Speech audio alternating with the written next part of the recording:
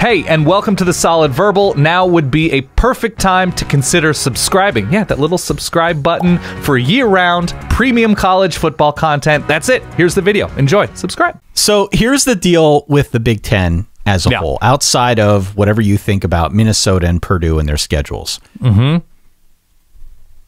feel like they kind of sync this up to benefit Ohio State.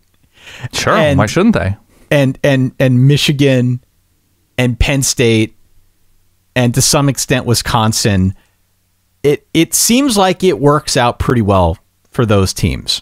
Ohio State is in a really advantageous spot because if you look at Ohio State's schedule, they don't really have a circumstance with a ton of back-to-back killers.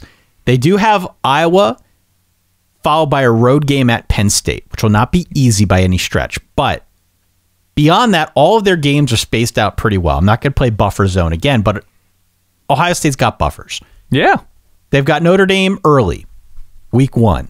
But then it's Arkansas State, and then Toledo, and then the home game against Wisconsin. Then there's a road game coming up against Michigan State 2 weeks after Wisconsin, but you've got the nice little buffer with Rutgers. I'm not going to put Rutgers as a sandwich spot. I don't think it's a sandwich spot.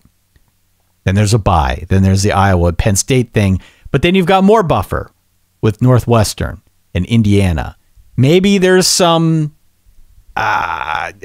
trappiness to the road game against Maryland before Michigan. I don't know. I don't think so. I don't feel that way. So I feel like this is spaced out really well for Ohio State.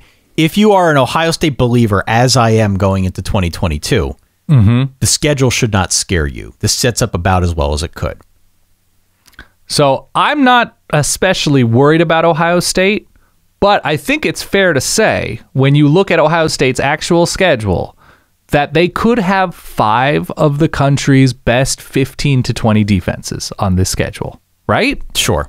Again, not especially worried about how they'll perform, but it also says, okay, if they go undefeated, they're definitely going to earn it. Between Notre Dame, Wisconsin, Iowa, Penn State, and Michigan, I have a little bit of trepidation about Ohio State and being able to dominate all 5 of those teams. But it's in a good place because of the new coordinators involved with some of those teams and changes with some of those teams. I get all of that. But I don't think it's cake.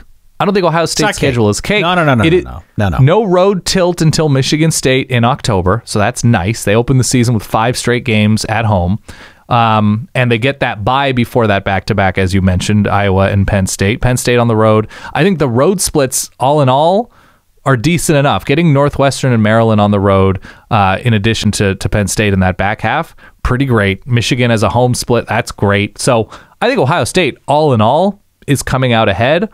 But it should be said, this is not Minnesota's schedule. This is not Arizona State's schedule, just because of those 5 defensive ceilings of those teams. Oh, for sure. For sure. And it's what you want as an Ohio State fan. Yeah. If you got to go up against a good defense, great. They've got an awesome, incredible offense that I think it will be a good test for that offense to see what they can do against some of those teams.